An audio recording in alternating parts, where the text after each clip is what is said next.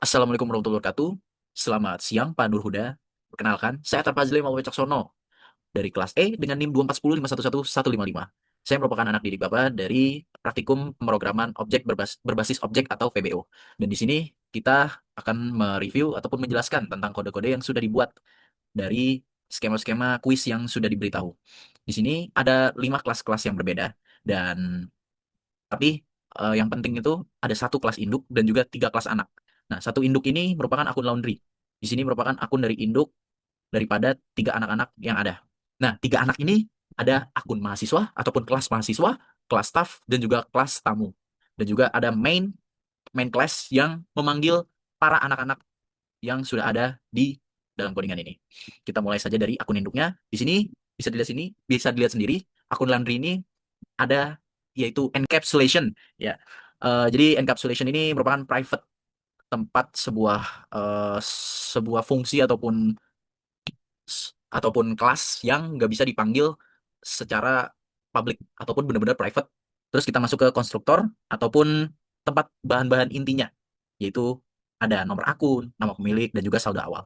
Ya, encap sama seperti yang private tadi, bedanya ini tuh biar di akun akun tadi tuh ada ada isinya.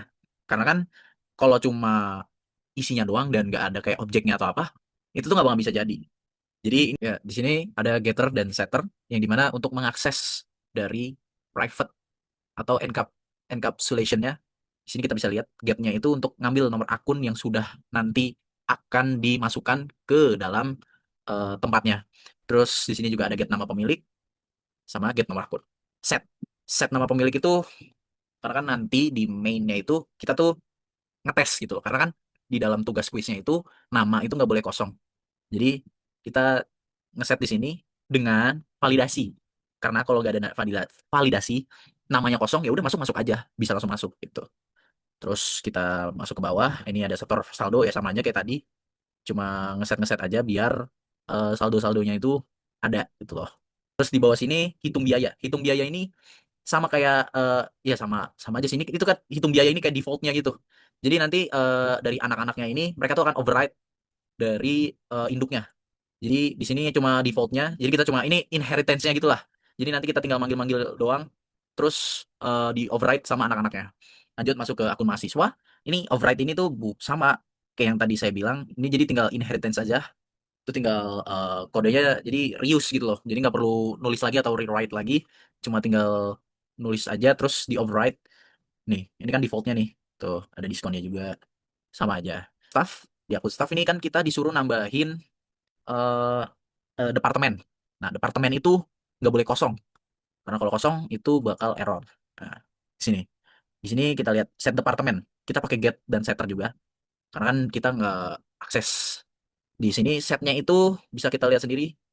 Getter dan setter itu ya buat ngakses ke private-nya untuk ngambil data-data yang sudah dimasukkan di dalam private induknya. Bisa dilihat karena tulisannya itu departemen tidak boleh kosong, maka nah ini penggunaan inheritance lagi, yaitu tidak perlu rewrite kode-kodenya lagi, tinggal hitung dia langsung set, ada gitu. Jadi mengefisiensi waktu. Kita masuk ke akun tamu. Sah, ke akun tamu nih. Akun tamu ini sama aja ya. Terus ada override lagi. Override-nya juga ini buat ngitung-ngitung dan juga memvalidasi. Karena kan di soalnya itu eh, akun tamu itu nggak boleh top up lebih dari 100.000. Nih, jadi divalidasi itu biar saldo tamunya itu nggak boleh lebih dari 100.000. Kenapa kalau 100.000 bang? Oh, di arah kayak nulis ini loh max-nya. Kalau error apa tuh bang? Ya error kalau dia ngisinya minus minus 3.000, minus 100.000. Nah, itu bakal error nih bang. Karena di sini bisa dilihat jumlahnya itu lebih dari nol, nggak boleh di bawah ataupun kurang dari nol. Tuh guys. Masuk ke override lagi ya ini sama aja inheritance lagi.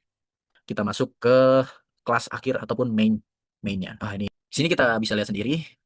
Di sini tuh kita buat masukin ke dalam data-datanya. Nih, karena kan tadi ya kita tuh tadi awalnya tuh cuma buat ngedeklarasiin, maka di mainnya ya kita masukin akun mahasiswa, akun staff, akun tamu. Nah, ini test setter nih.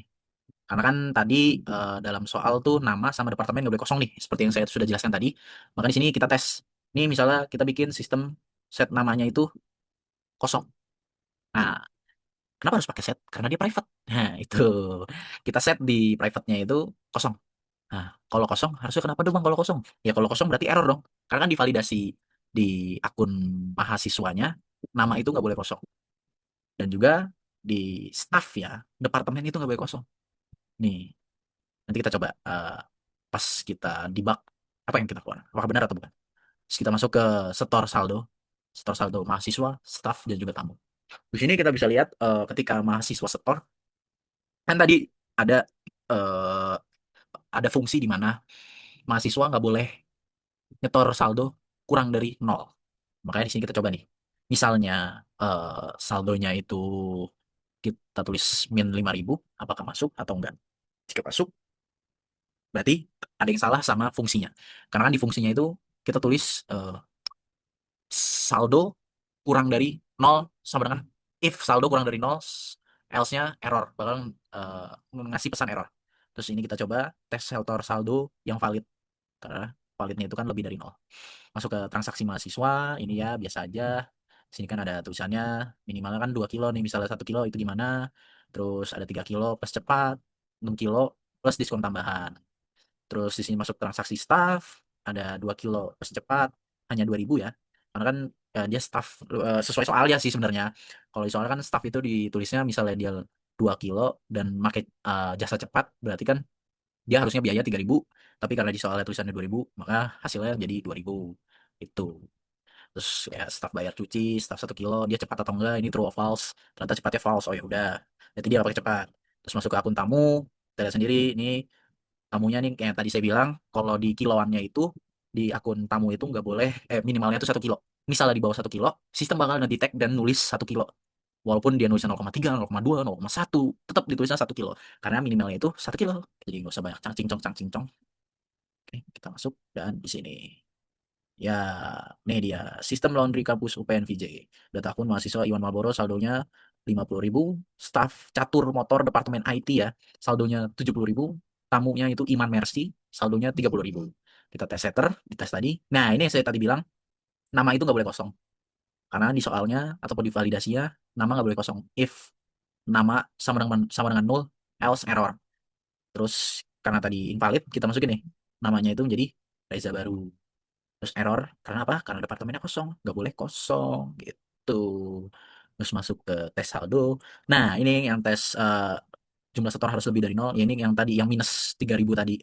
Itu tuh bakal tulis keluar error karena eh, jumlah setornya itu harus lebih dari nol. Masuk masuk lagi lain ya. Dan ini error juga minimal 2 kilo untuk mahasiswa. Karena kan udah di set oleh setternya itu, yaitu eh, cucian itu kurang dari 2 kilo sama dengan error atau false. Terus masuk ke transaksi staff, ini ya sama aja, nggak ada yang beda. Terus transaksi tamu juga nggak ada yang beda, sama aja. Saldo akhirnya juga, ya ini saldo akhir dari mahasiswa dan staff dan juga tamu.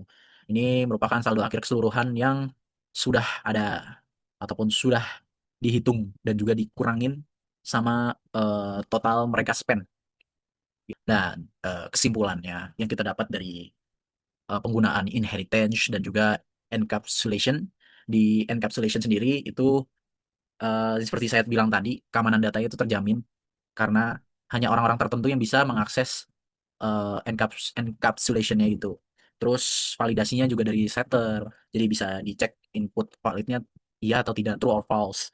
Terus fleksibilitasnya kayak implementasinya itu diubahnya itu ke yang kode mau dibuat yang mau diubahnya aja. Jadi kode-kode lain tuh nggak berpengaruh gitu. Jadi cuma misalnya kode dari nama pemiliknya itu yang tadi kita ngeset namanya itu nol.